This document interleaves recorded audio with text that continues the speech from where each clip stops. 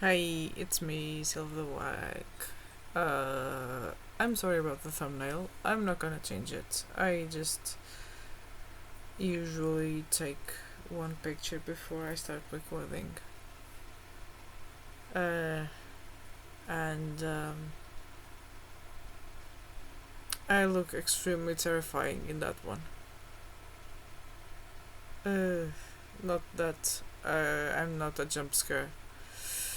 Yeah. This is purple still. The blue one is still drying. I don't know. The viewfinder makes it seem blue.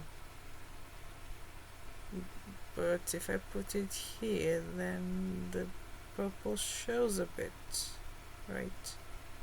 Yeah. Okay, so this is just the Sunday blues vlog. This time I didn't burn my hand. I added the boiling water to the cup before and just made one shot of coffee and then added that to the water, so basically it's just very watery coffee. Let's see, let's do a taste test. I haven't done it yet.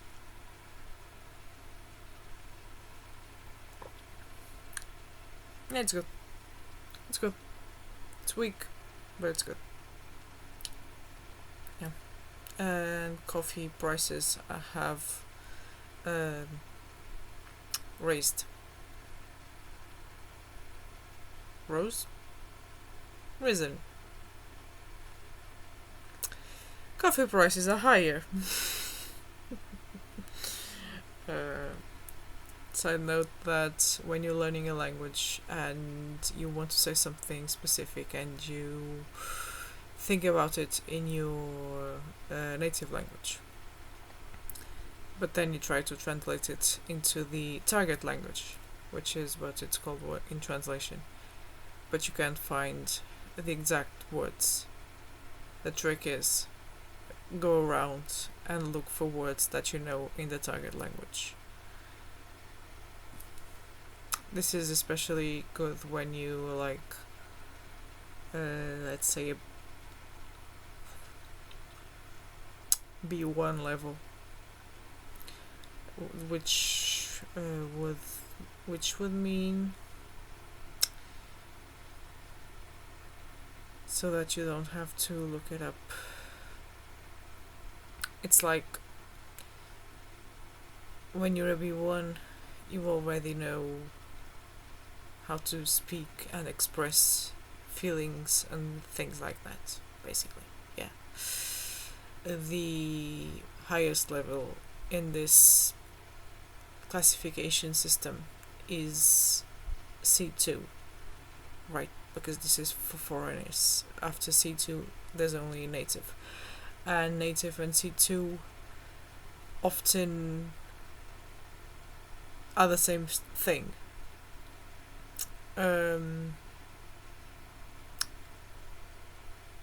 Sometimes C2 foreign speakers have a better grasp of grammar than native speakers, which makes sense, right? Because when you're learning a language, the focus is always on the grammar and stuff like that. It doesn't mean like that the native doesn't speak better than the foreigner. It just means that the foreigner knows more grammar and stuff than the native. For example, despite my strange accent in any language that I speak, I would say with 100% confidence that someone who scored a C2 level in the Portuguese language, which was what I scored in the English language, and I know that my English is not perfect by any means. I don't think anybody has a 100% perfect like grasp of any language. Like we all fail sometimes, and that's fine. Let me pause for a second. Yeah, I'm here. I finished the coffee while I was away. It didn't last very long. Yeah, the weather is getting warmer and the fan is on. I need to tidy my wardrobe. Let me pause again. Yeah, I am back. Yeah, normal people will just pause and say nothing, but you know, I'm whack. Yeah.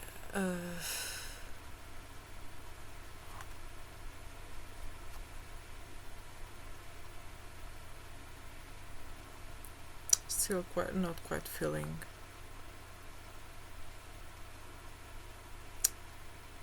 things. I have to go to take care of some bureaucracy this week, and yeah, so that I can try to access some support for the tuition. I also need to go to the doctors, or at least call. But I should go there. Because I don't really know the new doctor. So yeah. I mean, I've been there. It's nice, but yeah, it's not the same thing.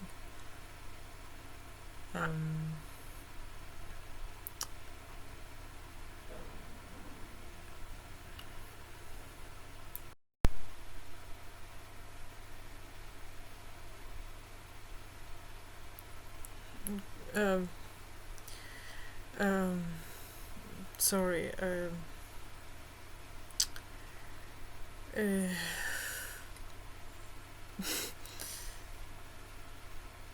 Yeah.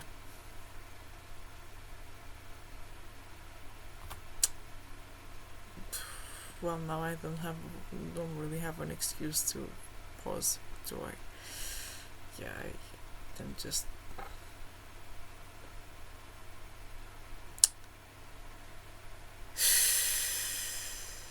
kind of wishing my circumstances were different.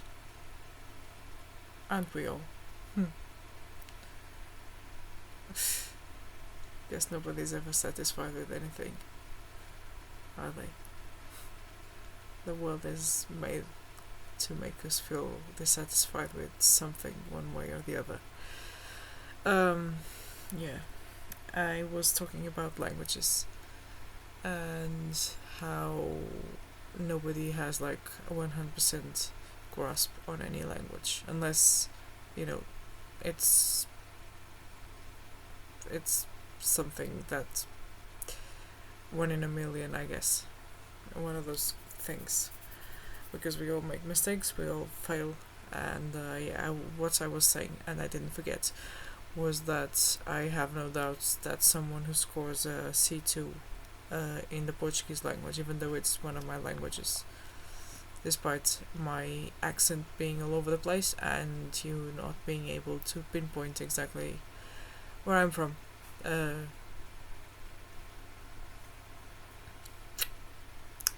The not from Liverpool person. I forget the name that shows up aside from that one.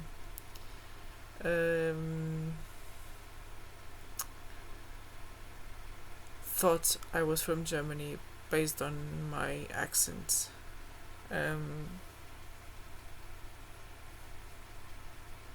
I don't really know what a German person speaking English sounds like. I mean, I've heard people speaking English, but I think they had thicker accents. And there's one or two YouTubers from Germany I've heard whose accents just sound like fluent English, but foreign. I suppose, like mine. I don't know. My case is just kind of different since I've like ping ponged from one place to the other my whole life. And even when I speak Portuguese, it's just a lot of people have trouble figuring out where I'm from, which is always great. In the place where I live, which is rural, everyone knows everyone. I just recognize some faces. Names, don't ask, I don't know. But yeah, in here nobody questions it because they know who I am and who my family is, so they don't really question whether I'm from here or not, despite the looks also not being exactly typical. I do look like some relatives from here, if you squint, kind of. But, older people, maybe you know this, older people like to say, oh, you totally look like XYZ. Even if it's not exactly true. Just because you have one or two traits from them, they just say you look exactly like them. I guess to make themselves feel like they know you or something. Sorry. Yeah. And the reason I don't look typical even here is because of my paternal side of the family, which is the side that I know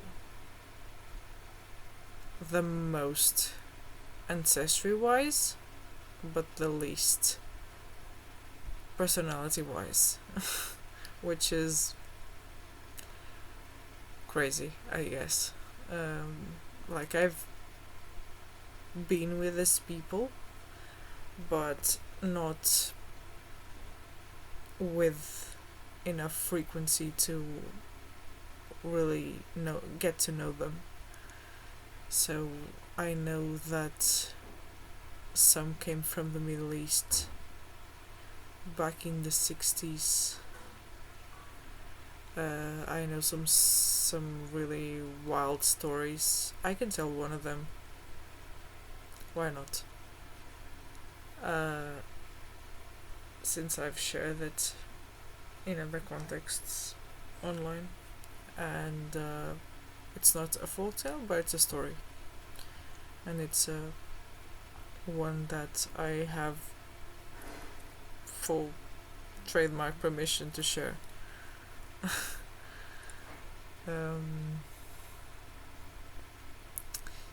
But yeah, that's the reason why I do look Mediterranean, do look Iberian,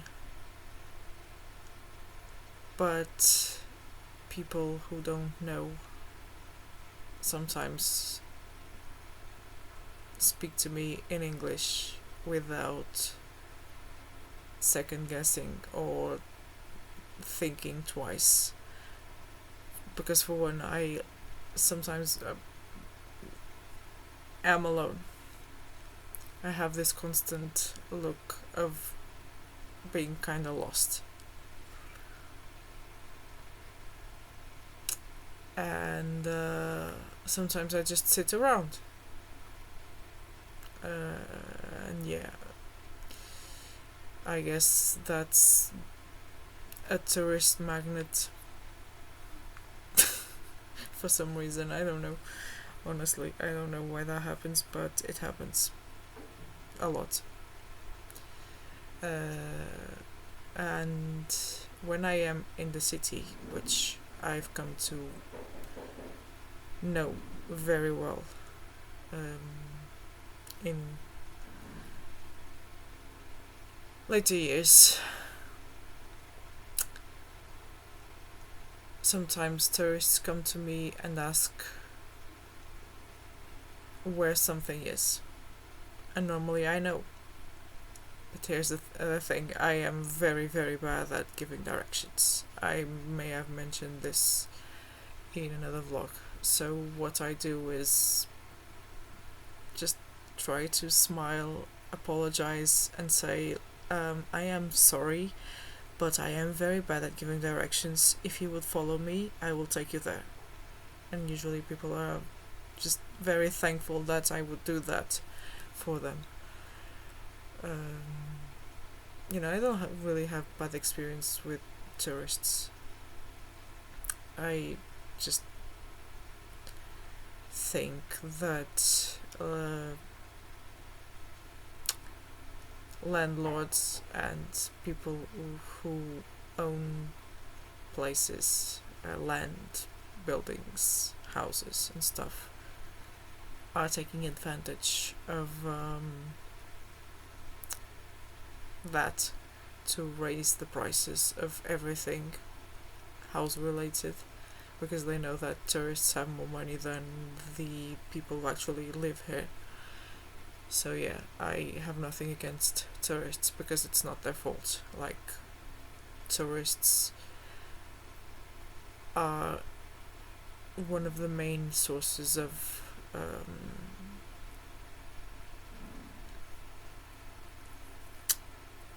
how to say it, funds, I guess, for businesses and other things. Like, for example, where I live, which is rural mountains, you see tourists, but it's relatively cheap, I would say. Not the housing. The housing is still expensive. But for example, restaurants and other services, it's all relatively cheap.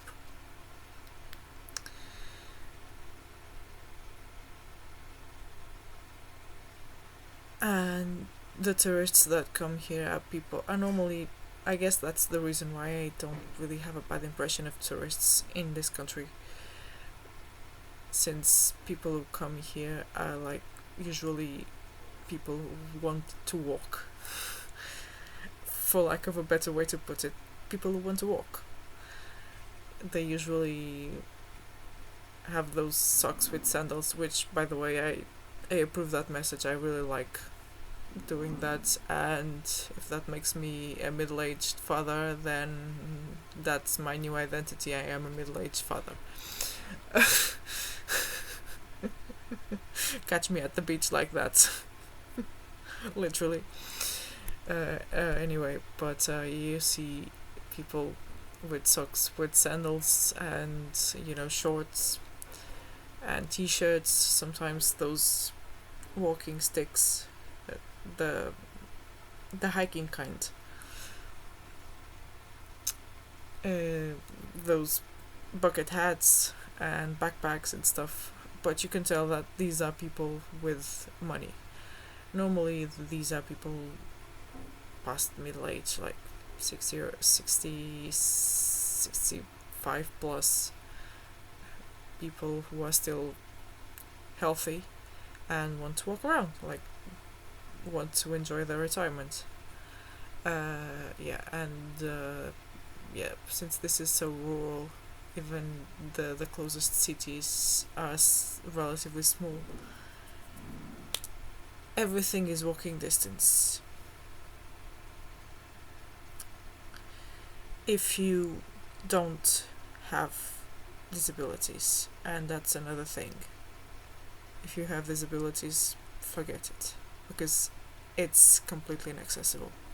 Completely inaccessible.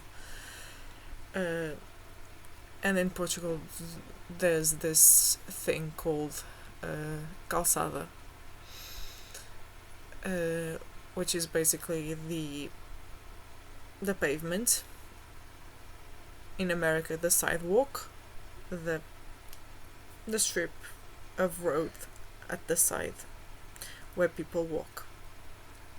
It's not covered in like concrete or tarmac or anything like that. It's covered with stones, like blocks, cubes, cubic-ish things that are like broken up by going like this with a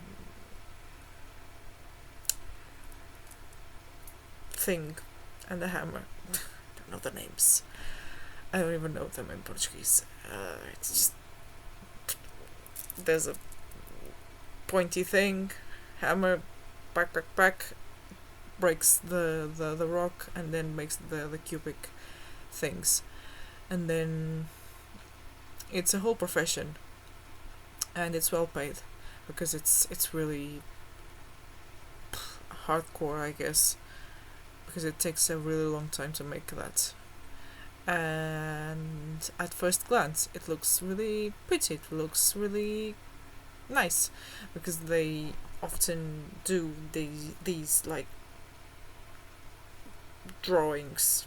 I would call them like patterns and stuff with different colored rocks. But these rocks are not cemented to the ground. They are just put there. They're just put there and then covered with sand. Something passes over it to just stomp on it, basically. The top layer of the sand is washed off and it's done. What does that mean? The rocks keep popping out of the ground with time. And if there are trees on the pavement, like those squares with trees, the roots sometimes go under the pavement and make the rocks pop out, which, yeah, it's not good. And one of the cities closest to me has a lot of hills, right? There's one road that I can remember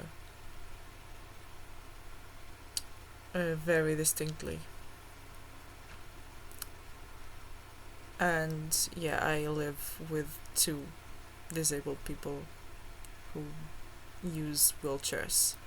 I don't speak to one of them.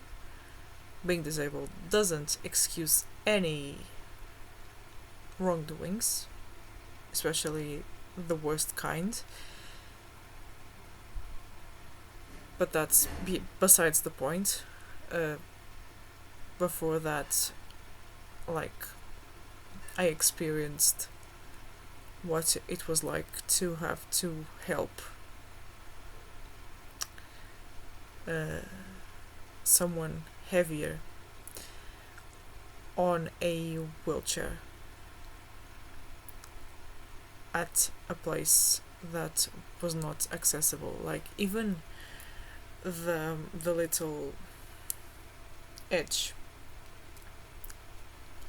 leading up to the pavement, like it's maybe this high. Even that is hard to go up on a wheelchair, especially if you're alone, and especially if you're heavy. And it's all very inaccessible. and those stones just make it harder because they just keep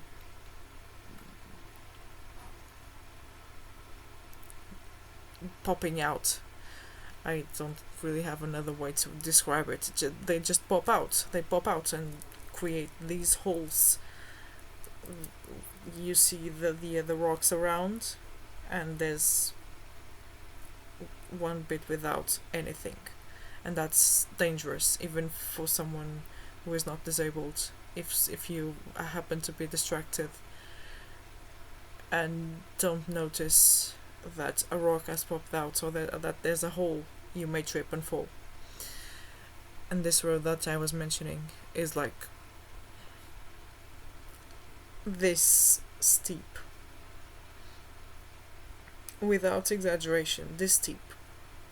Now imagine this on a wheelchair.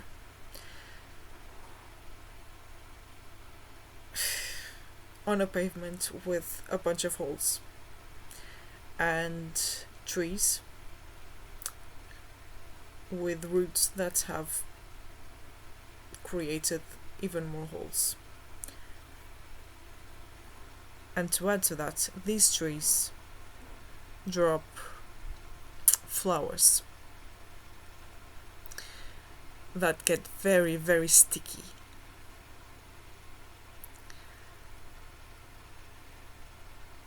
Yeah, it's just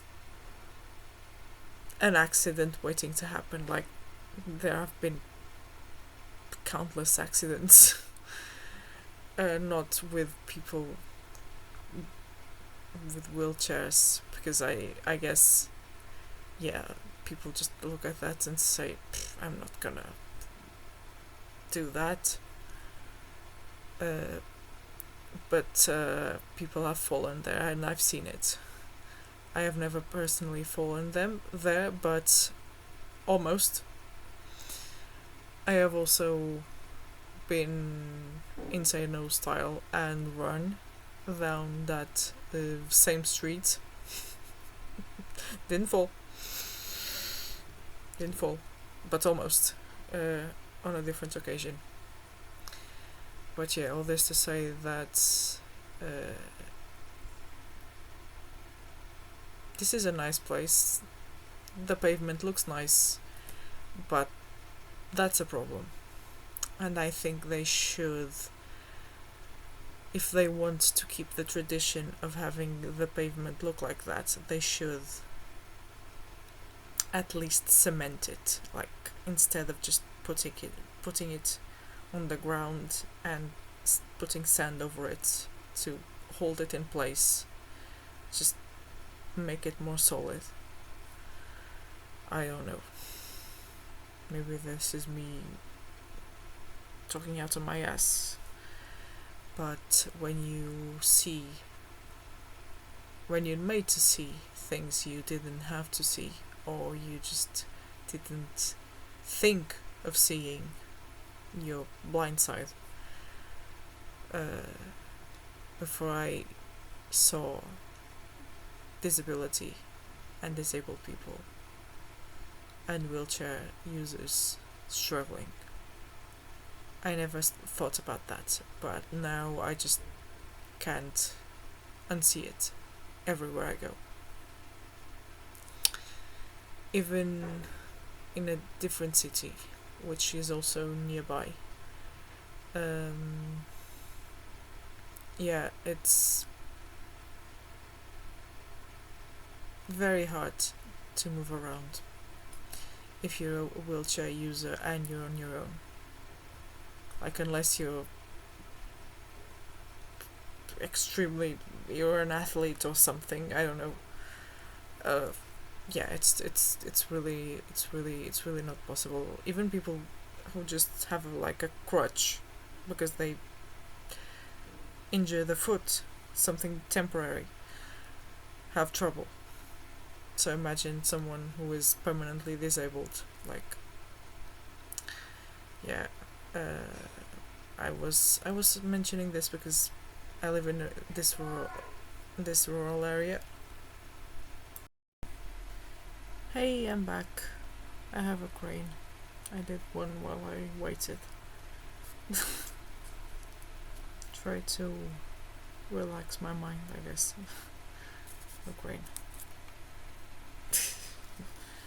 Rain.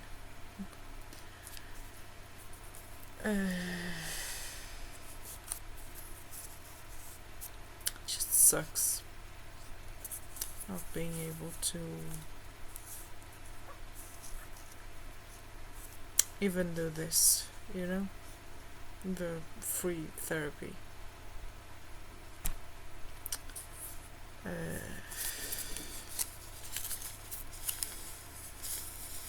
Because there's always noise, so there's always something. Yeah. The vibes are not vibing, I'm sorry. But to finish the thought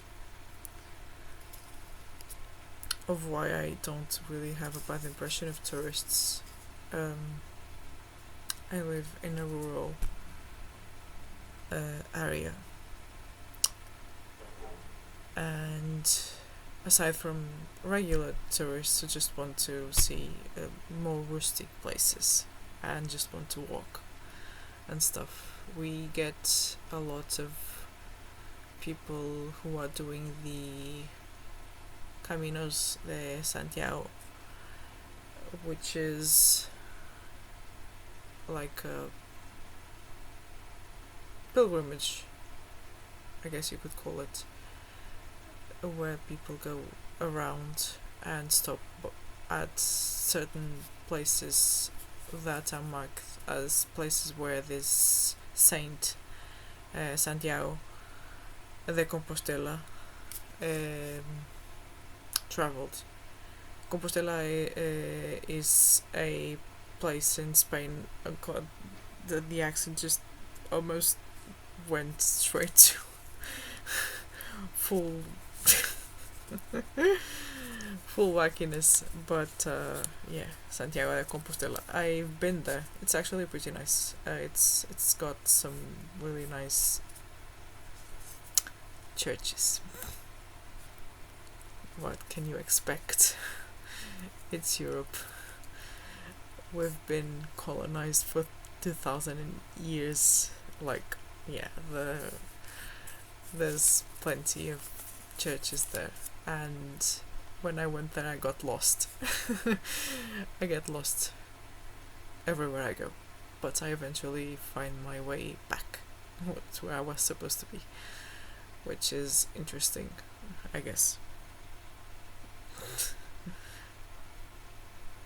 in an interesting way, though I guess that's debatable. I'm just rambling about things, I guess. That's my point. There's also a place in Portugal called Fatima, and every year you see people walking there at different times of the year, but in May especially there's a bunch of people. I think that's done because I reckon it's the 13th of May that is the important date. The rest is just other stuff. I'm not entirely sure. I just know that this place where they go used to be a place of worship for during the times where that location was Muslim, basically. Before the conquests, the conquering of the land by the Lusitanian people, like yeah.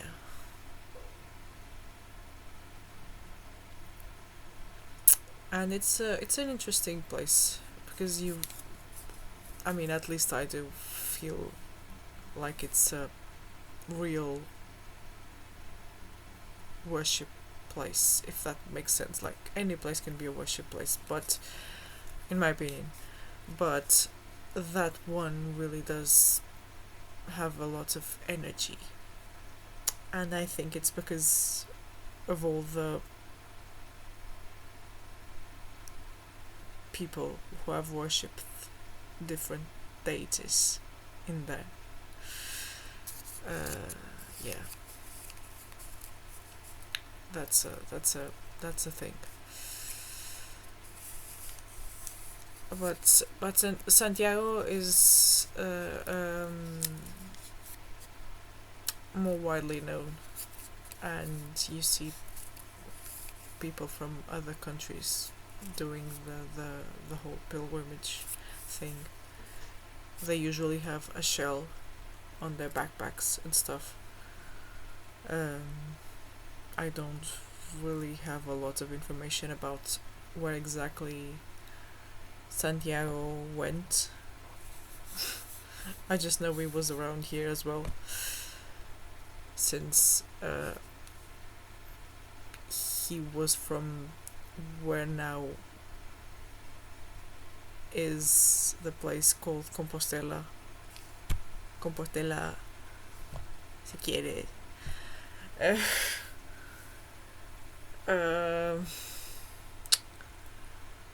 My mind is just a mess. I keep saying that as a disclaimer for just jumping from one subject to the other. I think I've managed to stay on topic this time, since I've started talking about languages and talked about tourism, and then talked about locations and the difficulties of going around those locations if you're disabled. Yeah, and my experience with tourists, which is overwhelmingly positive. Like, people are just nice. I mean, in my experience, they come very very shy at first, like, oh, do you speak English? And I'm like, yes, I do speak English. And they're like, oh, thank you, okay, can you tell us where this is? And I'm like, I'm very bad at giving directions. If you would follow me, I can take you there. And they're like very appreciative of that, and usually on the way there we start talking, because these people,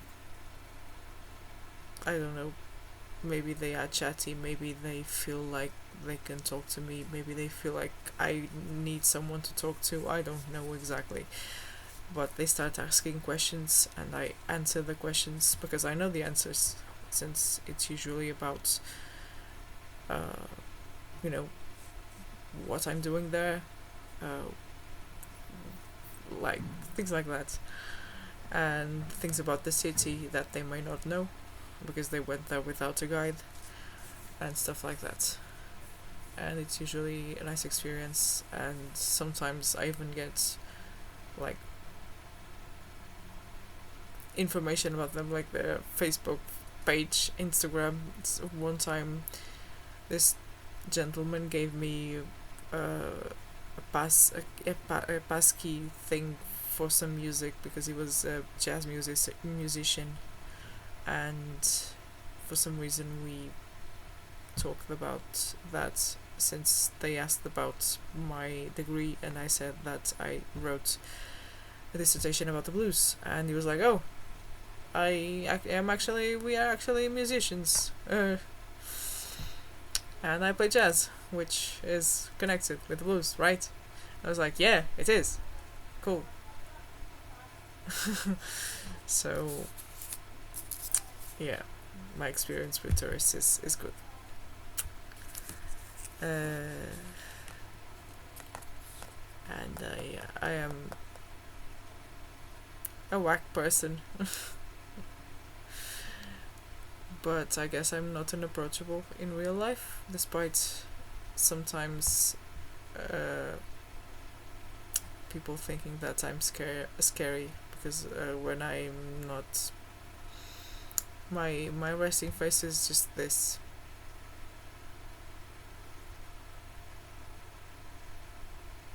Sometimes this. and when you have dark hair and dark eyes and thick eyebrows, I guess that's scary. I don't know. But once people start speaking to me, they keep speaking, and yeah, it's fun. It's nice. It's a nice experience, even though I'm not very talkative in real life, and that's one of the reasons why I just come here and yap for very long. I guess I also look not exactly like the people they see around, so they come to me thinking, I don't know, I guess maybe that I am also a foreigner, but I've been there for longer, or something, which has happened.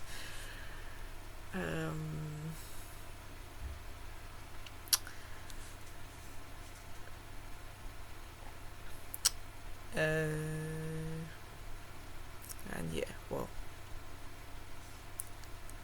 that was a whole thing, and I'm still talking about everything and nothing. I tried to play that game. It was a disaster. Did I mention that? Probably, maybe, I don't know. But it was a disaster, and probably I won't be doing that on this platform again.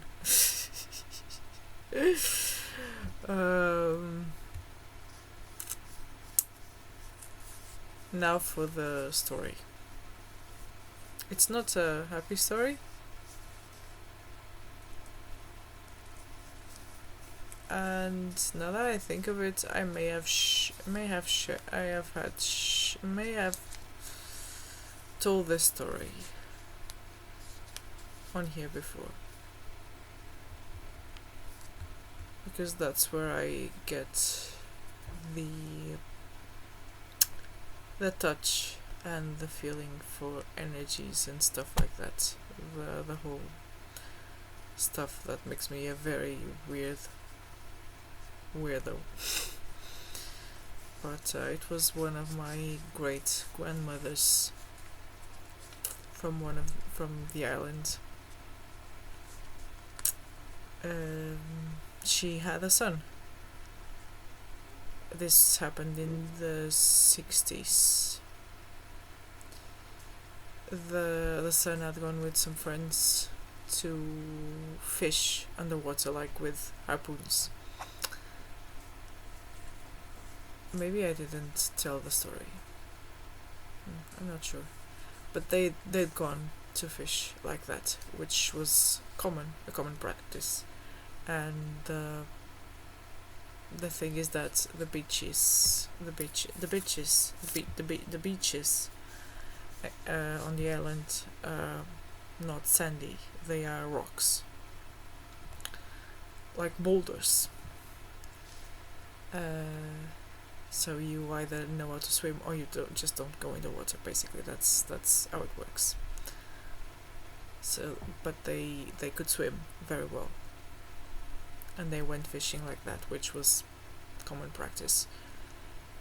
The thing is that when this great uncle, I guess, I don't really know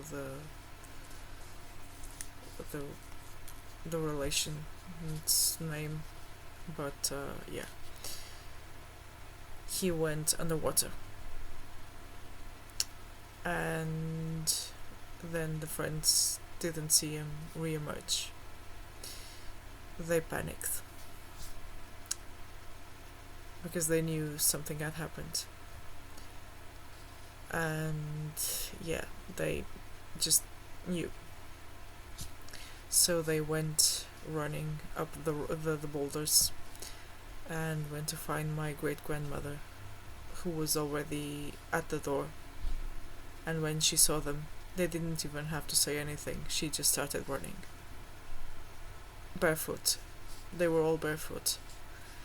They started running, and they got to this beach, Boulder Beach, and they started telling her that he didn't reemerge, and she just asked where they'd last seen him, and they pointed, and she jumped over the boulders. She dove into the water, and she had a knife in a pocket, and basically what had happened was that he got caught in seaweed under the water,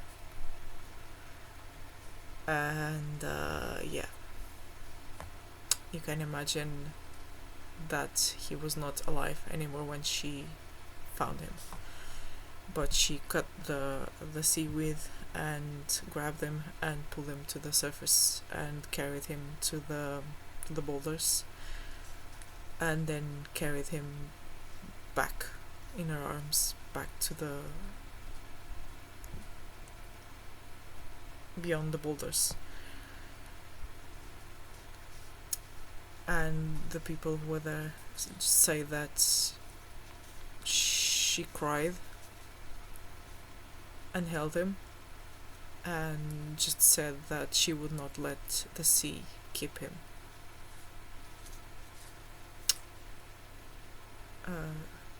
Yeah. It's not a happy story, but it's a story that makes me proud of that ancestry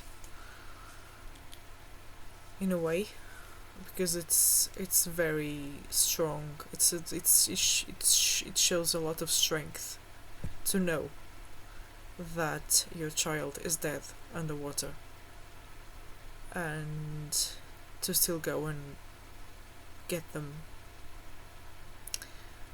He was 17 at the time, and then just grab them and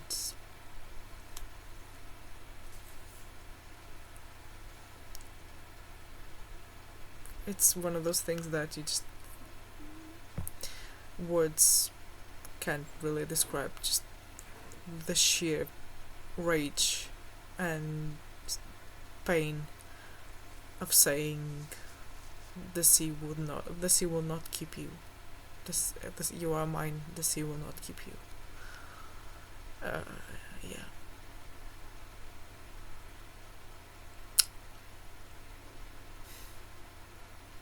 But there's a lot of, folklore from the islands that I would love to hear, and stuff about the sea and things like that. This is one of my great grandmothers.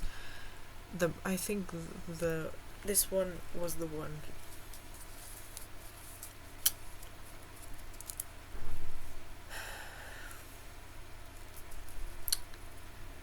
who everyone said was a witch.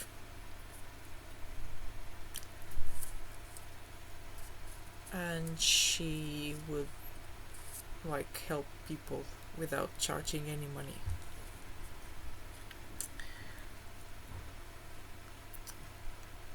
Pardon. Yeah. And it's funny that my people who knew her say that I resemble her.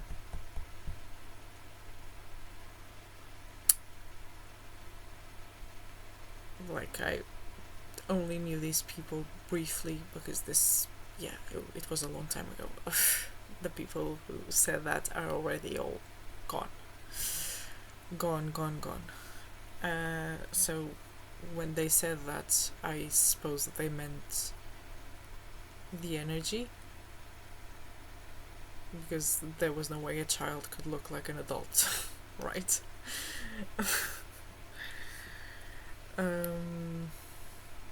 Yeah, that's not a good vibe, is it?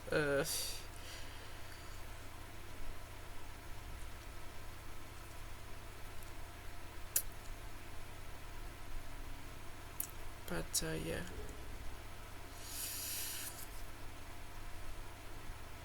This great grandmother was North African.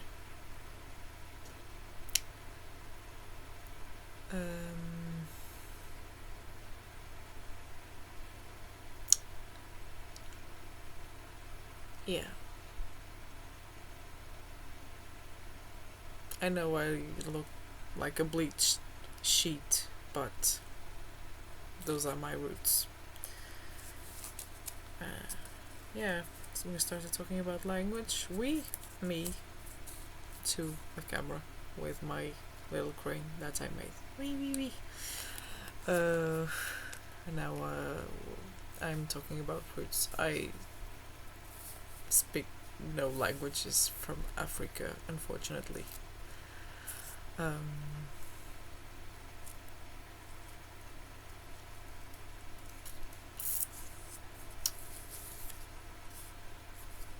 Yeah, there were some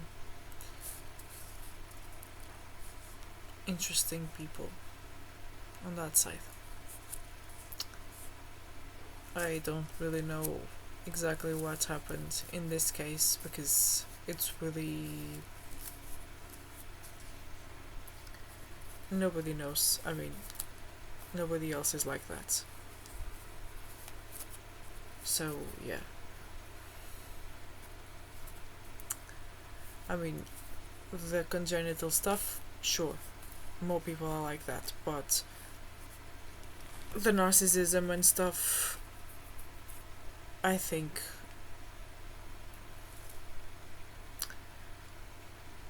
yeah, it just happened. Maybe it was a recessive gene or something. But nobody else is like that. Literally nobody else. And I have my uncle's input on that. Nobody else is like that. They are all kinda woo because of, generational trauma and stuff. But nobody else is like that. So, yeah, I'm not gonna drag this out any longer. This is already very long and the vibes are all over the place, and none of it is good. I am very sorry. I'm very sorry. I just felt like yapping, I guess. I hope you're well on this Sunday. I hope your week goes well. I'll be posting another one of these random things on Tuesday. Yeah. Or not. Maybe. I think I have some exams to do on Tuesday. I should use that opportunity to get the bureaucracy taken care of. Yeah. But anyway, the story is sad, but I guess it has a good message, A mother's heart always knows. That's the message, I guess. Even if she was this, that, or the other, if she had this, that, or the other power, which is on the roof. We don't know. We just know that she did that, and people were there. Everyone's story aligned. Yeah. And well, I wish this was entertainment, and I guess some of the comments that I get are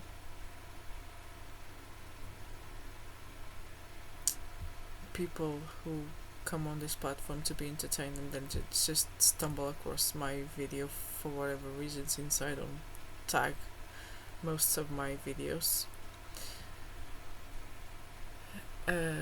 And since they don't find entertainment in these extremely long vlogs that look like podcasts, where it's just one weird looking goober talking to a camera, they go like, ugh, what the hell is this? And yeah, I just wish people knew something called don't have anything nice to say, just don't say anything. Like, it's free to click back and block. But Crane, lucky Crane. Did you know that if you make 1,000, you can make a wish? That's a Japanese belief. I've never made 1,000. So yeah, I'm gonna cut it here. This is already long enough. And I'm sorry, but I hope that you will. Thank you for watching.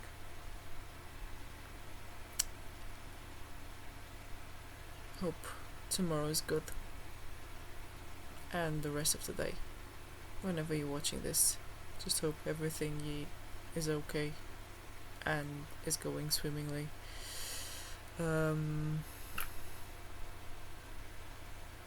Yeah. Stay well. And I'll be back. That's a threat. Bye bye. Great. Bye.